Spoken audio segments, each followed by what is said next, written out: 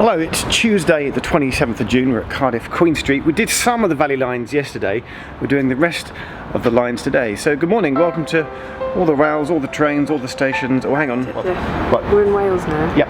Bore da, croeso i'r Cymru. Perfect. I think.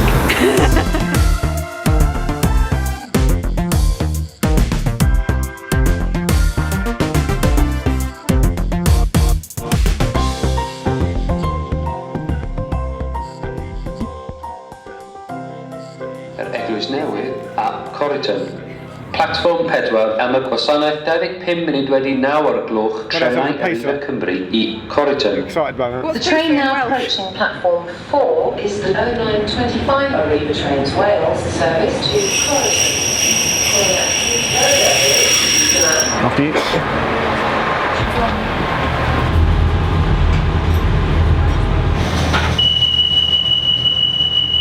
We are at and leaving Tydfil station. Vicky is about to press start on the stopwatch. Are you ready? For a very important reason, and... When the train starts? Well, when it moves. Now, we think it's the shortest distance between two stations on the whole network, between Tydfil. Tydfil, thank you. Why has it got a Y in it then, between Tydfil and Birchgrove? 14 seconds. 14 seconds in. We'll do a speeded up thing. Take a look at the lovely maquette instead. Oh, we're already slowing down, and it's only been 44 seconds. After 35 seconds, they applied the brakes. Yeah, that's okay. So when it stops, 51. Yeah, so when that's pretty short, isn't it? Hold on. It's gonna be under a minute. It's gonna be under a minute. Hold on. 58 seconds. 59 and 22. Wow, that's pretty short.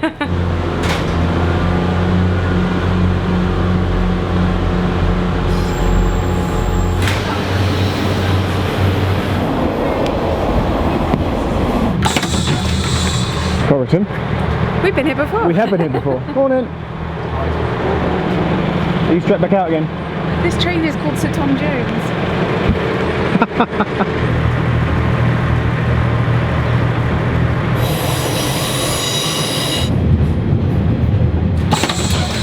We just missed a connection. That would have saved us 20 minutes at Radyr. We weren't meant to make that connection, we just could have made it if we'd have waited 30 seconds. Let's look round Radyr. Well said. Don't make it out. So we're chatting to Paul, our brilliant guard on the train. We're at Ponty. Got my double D's down. There's a whole history lesson here that we can go into about, you know, the mining villages on the valley lines of South Wales. And he's saying that Ponty is it's a bit of a Colchester, it's like a split platform, a really long platform that sadly isn't used anymore because it was a much more major town. But Ponty got a really long platform, it's gorgeous. So we're on the valley lines. Paul, our wonderful conductor, Arriva, if you're watching, Paul's a gem, is giving us some of the history. We were aware of the miner strikes from the 1980s, and he was saying that literally some people, so sad, never worked again after the collieries closed down. And more than ever, the trains that do run in the valleys now are needed because all the jobs, if you live in one of these valley towns, the jobs really are in Cardiff. So these trains are essential. And what's incredible is that, go onto Google Images, just find an old map of the Welsh valleys pre-beaching, and there were even more railways. South Wales was just this mass, like a leaf with veins, just like so many railways going across South Wales, and a lot of them are now just disused and abandoned. But yeah, the ones that are here, essential, like literally essential. Welcome, Croeso, to Merthyr Tydfil. We were chatting on the train about speaking Welsh and just having a quick look at some research. At the end of the 19th century in Merthyr, nearly 70% of the population spoke Welsh, but at the beginning of the 21st century that's dropped to almost just 9% of people. And across Wales there's lots of different percentages of people who do and don't speak Welsh. You can send children to Welsh speaking schools or English speaking schools. Apparently in the north of Wales people speak Welsh much more than they do in the south. So I still think we should keep going with the Welsh Jeff. We're getting there. I've now got thanks, diolch, under my belt as well. This is Paul. Like, Paul's going to quickly tell us how to pronounce it. Abercynon. Thank you. No problem.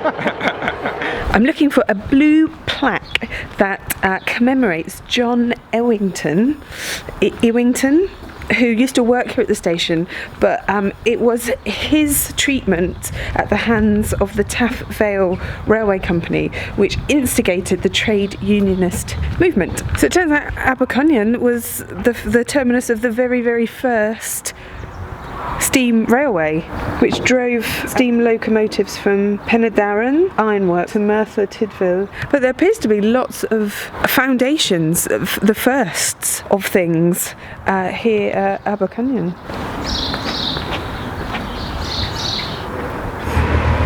What's happening now, Jeff? Another pacer. Your favourite type of train. Yeah. To Aberdare, where we admit, due to the power of betting on the BBC this morning, someone's seen us. And I was like, when are you coming to Aberdare? We're like, now. They're like, brilliant, do you want a lift anyway? We're like, yeah, that would really help. So we're getting a lift from, what's her name?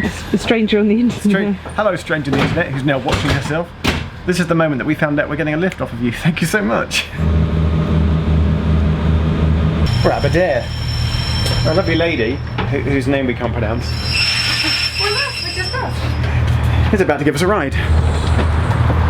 Welcome to Aberdare! Let me just, so you saw us on BBC Breakfast this morning. Yes. You just messaged us saying, are you in Aberdare? We went, yeah, give us a lift. And that's it. Thanks, BBC. More people should do it. Get out a bit more. Yeah. Not picking random people up from the station. Obviously not, for safety. So we would love to get the train in about an hour's time from, help us out here,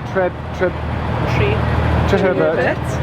Takes about half an hour to drive. Yeah. So we've got half an hour for you to sort of show us the sights on the way. But are you ready for the most amazing sights and the highest mountain of this area? Not really this area, but this tiny part of the valleys. Yes. Okay, I'll prepare myself. Yes. Let's go. It's an area that's developed over years. It's very close to the station, and it's right on the edge of the town. Well, it's the big link road really from North Wales. Apparently there's a view around here somewhere. Can you see the view? Oh, there it is. So you've got the Penavine. It's the Black Mountains too. Jonathan Ward here. That's fine. Glamours as we call them. So, it is nearly 2,000 feet, 1,969 feet high. That's quite high. The village at the bottom of this mountain. This is the Scudrider, and you can walk it from Pendarn or Treherbert. All the cycle path. Vicky's got a size for us. So Nick, the ice cream man, said, I saw you on TV this morning. Thank you. You can have these for free. No way! Yachida. Good help. Yachida. Then you should get a crossing on the side. There's a crossing, but I'm not sure it's in use. But there are buffers, so why would... I'm very confused. Do trains actually come over this part of the track?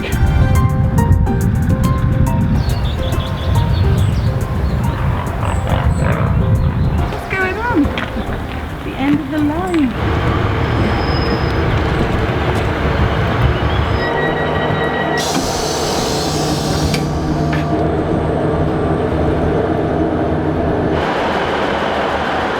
We made it back to Cardiff Central, but our day is not done. Actually, we met one of our backers. This is Andrew. Yay! Who stalked us at Ponty. We say he stalked us. He worked out what train you were on. He came and found us. And secondly, ever since the project started, we've been chatting to the lovely people from Arriva Train Wales Yes, we have. social media team.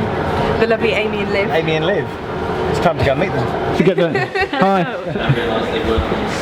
Shake, you're Liv, right? Hello, I'm Liv.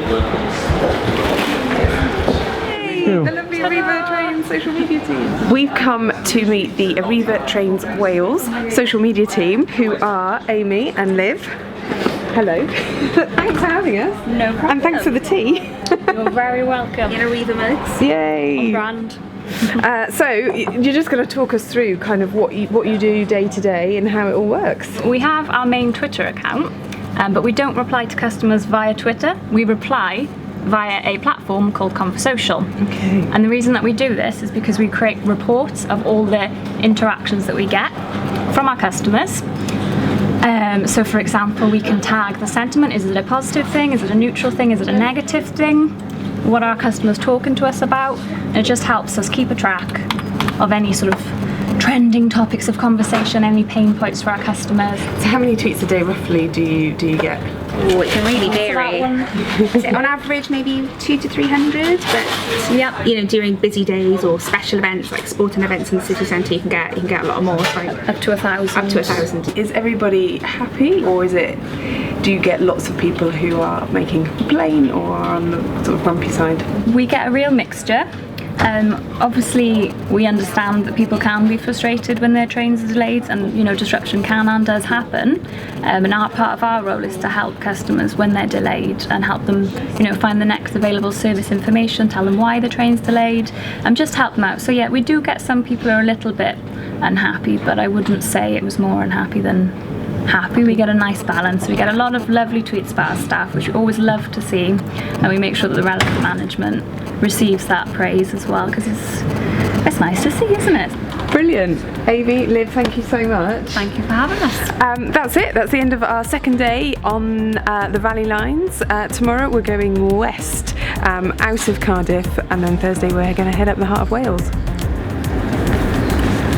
Diolch yn fawr. Bye. Did I say that right?